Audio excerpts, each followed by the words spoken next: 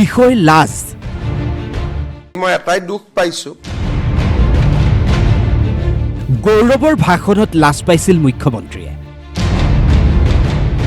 মুখ্যমন্ত্ৰী হিচাপে মই নিজেই লজ্জিত অনুভৱ কৰিছো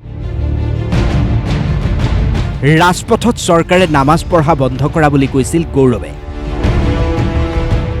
सर कुछ हफ्ते पहले देश में विभिन्न जगहों में लोगों ने ईद की शुभकामनाएं एक दूसरे को दी और क्या आपको पता है कहां इनकी डबल इंजन की सरकार ने लोगों को रास्ते पे ईद का नमाज भी पढ़ने नहीं दिया और ये बात करेंगे গৌৰৱৰ এই ভাষণত লাজ পাইছিল হিমন্ত বিশ্ব শৰ্মাই খালি মই এটাই দুখ পাইছো যে এই ৱাক অফ বিল এমেণ্ডমেণ্টৰ সময়ত অসমৰ এজন সংসদে যি বক্তব্য দাঙি ধৰিলে যে ৰাস্তাতে নামাজ কৰিব দিব লাগে এজন সংসদে যিটো ক'লে যে স্বাধীনতা সংগ্ৰাম যেন হিন্দু মানুহে কৰাই নাই এটা বিশেষ কমিউনিটিহে কৰিছিলে এই যিবিলাক তেখেতে সদনত বক্তব্য দিলে মুখ্যমন্ত্ৰী হিচাপে মই নিজেই লজ্জিত অনুভৱ কৰিছো এইবাৰ মুখ্যমন্ত্ৰীৰ কৰ্মকাণ্ডত লাজ পাইছে গৌৰৱ গগৈয়ে মুখ্যমন্ত্ৰীলৈ গৌৰৱ গগৈৰ তীক্ষ্ণ বাক্যবান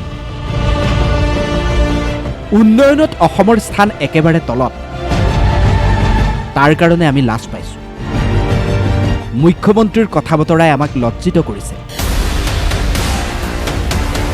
কোটিপতি মুখ্যমন্ত্ৰীৰ তালিকাত তেওঁ সোমোৱাত আমি লাজ পাইছো যেতিয়া তেওঁ ক'লে যে অসমখনক তেওঁ উন্নয়নৰ ক্ষেত্ৰত ভাৰতৰ শীৰ্ষ 5টা ৰাজ্যৰ মাজত লৈ যাব আমি সকলোৱে স্বাগতম জনাইছিলোঁ কিন্তু যেতিয়া আমি দেখা পালোঁ সাষ্টেইনেবল ডেভেলপমেণ্ট গ'লছৰ ক্ষেত্ৰত অসম